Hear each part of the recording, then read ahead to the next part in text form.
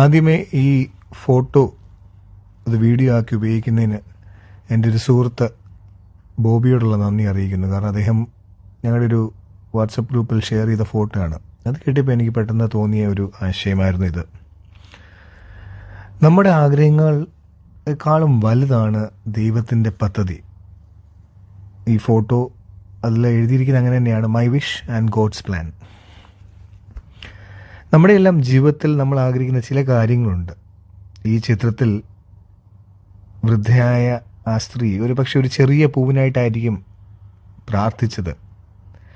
എനിക്ക് ഇത് മാത്രം മതി എൻ്റെ ഈ കൊച്ചു സ്വപ്നം എന്ന് സഫലമാക്കിയിരുന്നെങ്കിൽ എന്ന് നമ്മൾ പലപ്പോഴും കരുതാറുണ്ട്. പക്ഷേ കാലം കടന്നു പോകുമ്പോൾ നമ്മൾ നിരാശരായേക്കാം, ചോദിച്ചത് കിട്ടിയില്ലല്ലോ എന്നോർത്ത് വിഷമിച്ചേക്കാം.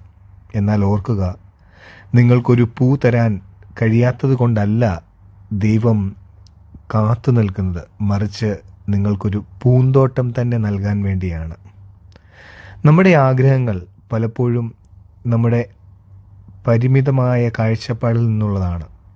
എന്നാൽ പ്രപഞ്ചത്തിൻ്റെ പദ്ധതിയായ ദൈവത്തിൻ്റെ പദ്ധതി അതിനേക്കാൾ എത്രയോ മടങ്ങ് വലുതാണ്.